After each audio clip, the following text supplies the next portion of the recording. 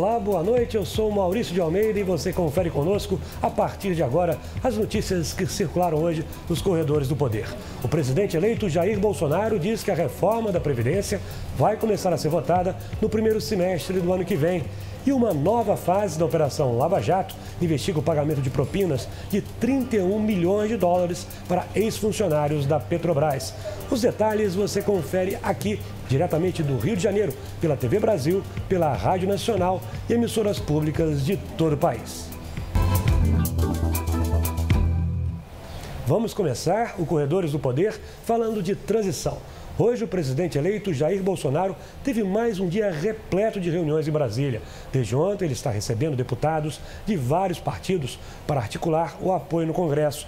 Bolsonaro faz questão de lembrar que não vai negociar cargos em troca de votos. O presidente eleito até brincou, dizendo que vai oferecer muito amor para os partidos. Mas quem vai detalhar tudo o que aconteceu relacionado com a transição em Brasília é o repórter Paulo Leite, o nosso correspondente da transição. Boa noite, Paulo. Depois de um dia de reuniões, quais são as principais novidades?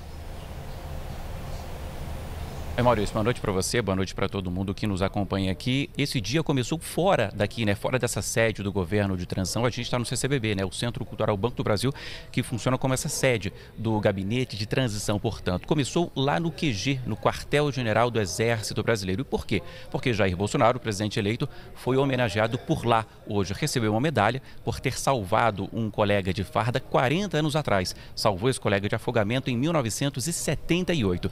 Teve essa cerimônia e depois disso ele conversou com os jornalistas e falou aí sobre uma porção de assuntos e a gente destacou alguns desses assuntos. Eu começo falando sobre reforma da Previdência. Ontem, Bolsonaro já tinha dito que a ideia é fatiar a reforma da Previdência, começando as mudanças por idade mínima. Hoje, ele disse que a expectativa é votar os primeiros projetos, os primeiros trechos da reforma nos primeiros 6 meses do ano que vem. Veja aí. Primeiro mês é impossível, nos primeiros 6 meses, com toda certeza, o Congresso começará a votar essas propostas, que inclusive eu disse, por ocasião de uma das reuniões de ontem, junto a bancadas, nós queremos, antes de mandar qualquer proposta para a Câmara, convidar os líderes partidários para discuti-la, convidar suas respectivas assessorias técnicas, para quando mandarmos para a Câmara, pouca coisa seria alterada para a sua votação.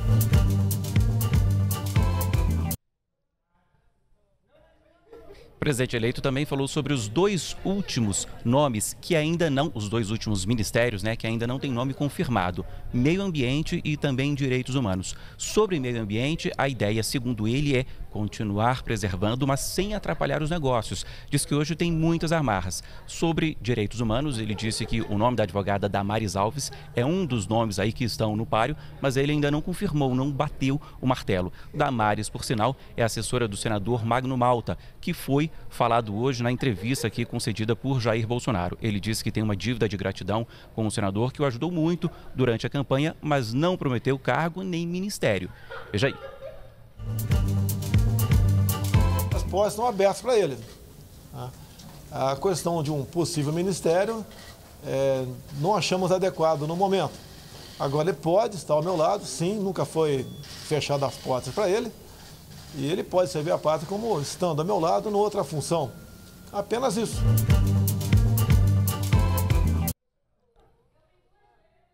Já em relação ao ministro extraordinário dessa transição de governo, Onyx Lorenzoni, que será o futuro chefe da Casa Civil, Bolsonaro diz que é preciso esperar o desenrolar do caso. Explicando, Onyx Lorenzoni foi citado na delação premiada de diretores da JBS. Teria recebido R$200 mil por meio de Caixa 2. Ontem, o ministro Edson Fachin, do Supremo Tribunal Federal, abriu um procedimento a pedido da Procuradoria-Geral da República para investigar esse assunto, checar essa denúncia. Hoje, logo em seguida, na sequência, o Onyx disse que estava tranquilo e que essa é a oportunidade para que ele esclareça todo esse assunto. Hoje, Bolsonaro também comentou esse assunto. Veja mais esse trecho. Havendo qualquer comprovação, obviamente, ou uma denúncia robusta, contra quem quer que seja do meu governo, que esteja ao alcance da minha caneta BIC, ela será usada.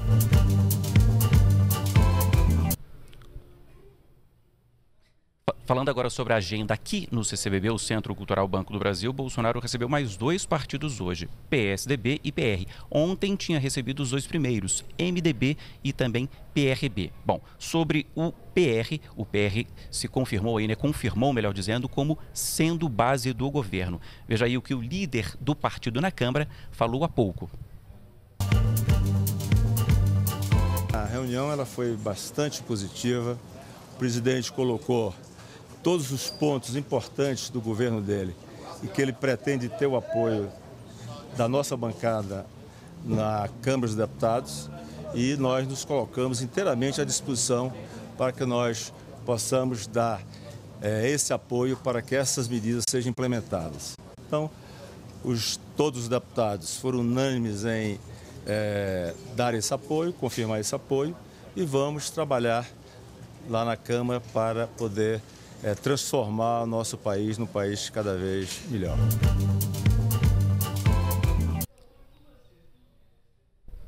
Já o PSDB diz que vai apoiar o governo Bolsonaro no Congresso nos temas que são também de interesse do PSDB, como reforma da Previdência, reforma tributária e enxugamento da máquina aí pública, máquina do governo. Diz que não quer cargos no governo por isso, mas só apoia as reformas que também forem de interesse do PSDB. Veja aí o que o líder do partido na Câmara, Nilson Leitão, falou hoje. Base aliada para a Previdência, base aliada para a tributação, para a nossa reforma tributária ser aprovada, o sonho de todos os tucanos, de todo o Brasil, atrair investimento, atrair exatamente a motivação de quem precisa gerar emprego no Brasil. Só tem um jeito, não tem nenhum programa social, não tem um programa para melhorar a vida do brasileiro melhor do que o emprego. O presidente eleito Jair Bolsonaro segue aqui em Brasília hoje, amanhã só volta para o Rio. Aí para vocês, Maurício, amanhã à tarde. Você. Tá certo, Paulo, muito obrigado. Certamente você ainda vai ter bastante trabalho por aí. Qualquer novidade sobre a transição é só chamar. E ainda falando sobre o presidente eleito, as contas da campanha de Jair Bolsonaro foram aprovadas com ressalvas pelo Tribunal Superior Eleitoral. Quem acompanha as notícias ligadas à Justiça Eleitoral é Leandro Martins, nos estúdios da Rádio Nacional. Boa noite, Leandro. Com essa decisão, o TSE deu sinal verde para a diplomação de Bolsonaro? Sim, Maurício, boa noite a você e a todos. Com a aprovação das contas, Bolsonaro poderá receber na próxima segunda-feira o diploma de candidato eleito, que é a última formalidade antes da posse. A aprovação ocorreu com base no voto do relator, ministro Luiz Roberto Barroso. Ele usou um parecer elaborado pela área técnica do TSE, que sugeriu aprovar as contas com ressalvas. O parecer mencionou inconsistências, como o recebimento de doações de fontes não permitidas. De acordo com Barroso, a campanha arrecadou 4 milhões e 300 mil reais e gastou 2 milhões e 400 mil reais, valor abaixo do teto estipulado pela Justiça Eleitoral para a campanha presidencial, que foi de 105 milhões de reais.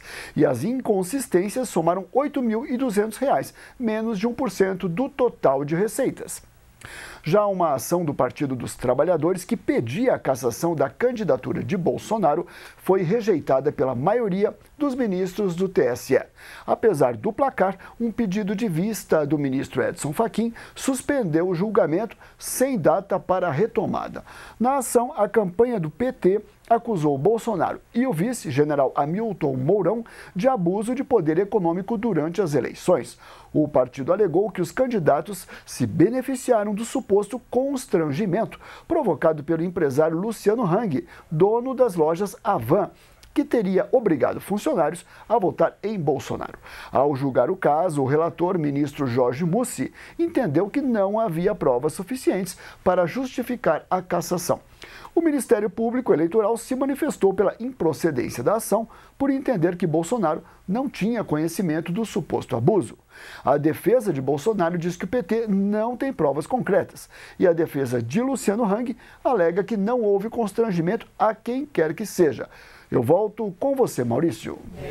Obrigado, Leandro. Então, tudo certo. Diplomação na próxima segunda-feira do presidente eleito Jair Bolsonaro. E continuando falando de eleições, quem não votou no primeiro turno precisa ficar atento, porque termina amanhã o prazo para justificar a ausência. O eleitor deve preencher um formulário que está disponível nos cartórios eleitorais e também no site do TSE, que é tse.jus.br. Depois, é necessário entregar esse documento em um cartório eleitoral ou enviar pela internet para o endereço eletrônico do TRE do Estado, onde você vota. Quem não justificar sofre várias penalidades, como não tirar passaporte e carteira de identidade. Então, se você não justificou, corre aí, porque o prazo termina amanhã. Qualquer dúvida, basta acessar tse.jus.br. Bom, enquanto Jair Bolsonaro se prepara para tomar posse, o presidente Michel Temer vai fazendo um balanço do governo. Para saber qual é a avaliação que ele faz do mandato, a jornalista Rosiane Kennedy conversou com o presidente. O resultado dessa entrevista especial você vai acompanhar aqui na TV Brasil. Olá, eu te convido a entrar comigo hoje aqui no Palácio da Alvorada para acompanhar uma conversa com Rosiane Kennedy especial com o presidente da República, Michel Temer. Ele me recebeu aqui no Palácio, fez um balanço de sua gestão na presidência da República e contou também o que ele gostaria de fazer e não teve como na presidência.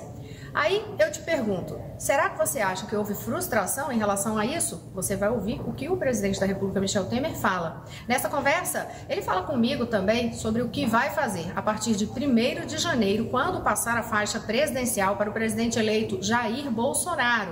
E traça também panoramas sobre os desafios no cenário político do ano que vem. Sem dúvida alguma, vale a pena assistir. Eu vou ficar ligadinho na TV Brasil hoje à noite para ouvir essa conversa de Rosiane Kennedy com o presidente Michel Temer. Hoje à noite, aqui na TV Brasil. E os ministros do governo Temer também estão fazendo uma retrospectiva do governo. Foi o que aconteceu hoje em São Paulo. Por isso, eu vou agora conversar com a repórter Gabriela Santillo, que está na redação da TV Brasil, na capital paulista. Boa noite, Gabi. Foi um balanço com um certo tom de desabafo, né? Foi, Maurício. Boa noite para você, boa noite a todos. Teve um tom de desabafo, sim. O ministro de Minas e Energia, Moreira Franco, em entrevista concedida hoje aqui em São Paulo, chegou a falar de campanha moral contra o presidente Temer. Ele disse que algumas reformas e decisões não foram para frente, não foram aprovadas justamente por isso. Vamos ver. O grande problema do presidente Temer é que ele teve uma campanha de natureza moral contra ele muito vigorosa, muito dura. Quiseram derrubar o presidente da República. Houve uma trama para derrubar o presidente da República e o presidente gravado de maneira clandestina, uma coisa rocambolesca, de filme. Se não tivesse ocorrido isso com a espetacularização que houve e o intuito, até um editorial pedindo renúncia, a Previdência teria sido votada, porque ela estava pronta, já tinha passado na comissão, estava indo para plenário e em 2 semanas ela estaria votada, não só o texto, como os destaques.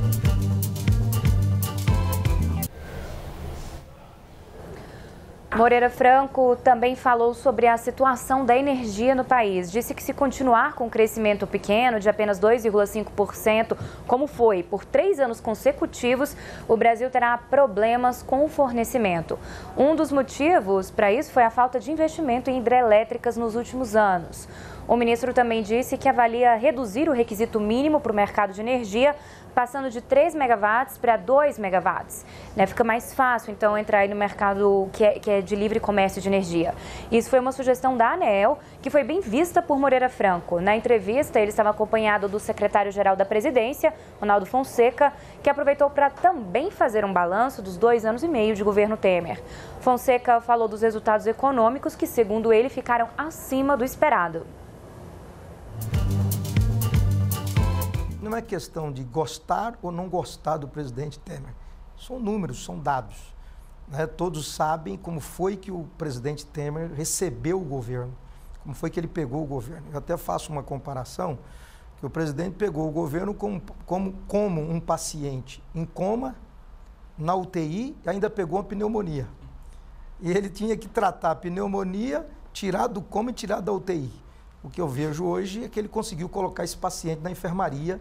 E se não pegar uma gripe, se ninguém tiver, se as pessoas agora, a partir de agora tiver responsabilidade de não deixar o paciente pegar uma gripe, ele vai ter alta.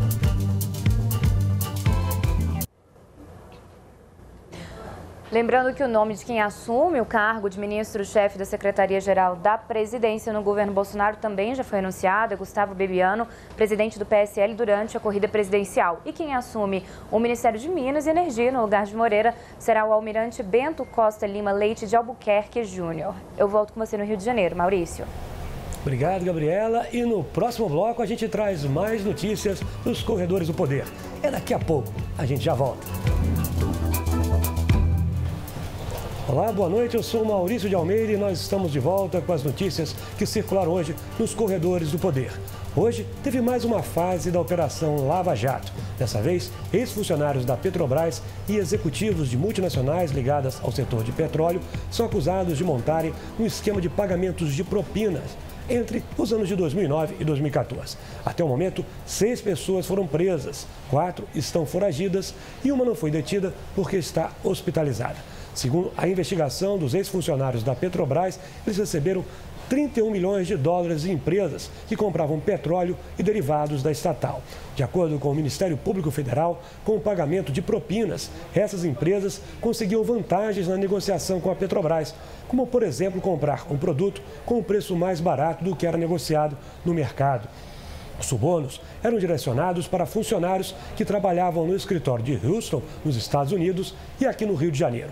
Eles eram ligados à gerência executiva de marketing e comercialização. Em nota, a direção da Petrobras diz que colabora com a Lava Jato e que é a maior interessada em esclarecer todos esses fatos. Ainda falando sobre o combate à corrupção, a Justiça Federal ampliou em 7 meses uma das penas do ex-governador do Rio, Sérgio Cabral. Com isso, ele somou mais de 45 anos e 9 meses de prisão e atingiu um total de 198 anos e 6 meses de condenação.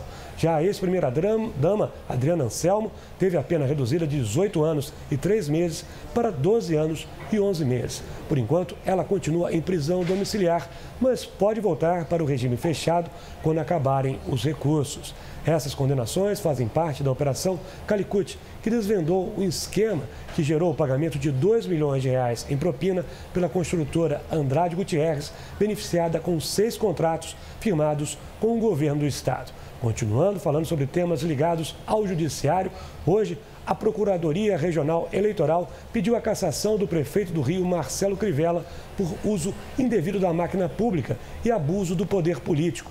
A denúncia está relacionada com aquela reunião que Crivella fez no Palácio da Cidade, sede da Prefeitura do Rio. Durante o encontro, voltado para representantes de igrejas evangélicas, ele teria oferecido uma série de vantagens, como, por exemplo, cirurgias de cataratas em hospitais do município, além da isenção de pagamento de IPTU para imóveis utilizados por igrejas evangélicas. A Justiça Eleitoral vai analisar o pedido e a Prefeitura do Rio nega todas essas acusações. E hoje também teve notícia relacionada com o Poder Judiciário em Brasília. O repórter Daniel Ito acompanhou a sessão do Supremo Tribunal Federal. Boa noite, Daniel. Quais foram as principais decisões de hoje aí na Suprema Corte? Boa noite, Maurício, e a todos os que nos assistem. Hoje, os ministros aqui do Supremo Tribunal Federal decidiram arquivar o inquérito que investigava o banqueiro André Esteves, do BTG Pactual. André Esteves, que era alvo de uma investigação criminosa aqui na Justiça Federal de Brasília. No ano passado, este inquérito foi desmembrado do processo que apura o chamado quadrilhão do MDB, uma suposta organização criminosa formada por integrantes do partido para influenciar a votação de medidas provisórias na Câmara através do pagamento de propinas a deputados. A defesa de André Esteves alegou ao Supremo que desde a abertura do inquérito já se passaram mais de 30 meses e nenhuma prova foi construída contra o banqueiro. Por unanimidade, no entanto, os ministros rejeitaram o recurso. Mesmo assim, eles decidiram arquivar o inquérito contra André Esteves por ofício, ou seja, fora do pedido da defesa. Essa votação foi apertada. Com 9 ministros presentes na sessão de hoje, o placar chegou a estar empatado em 4-4. O arquivamento do inquérito contra André Esteves foi confirmado com o voto decisivo do presidente do Supremo, ministro Dias Toffoli. Maurício, voltamos com você.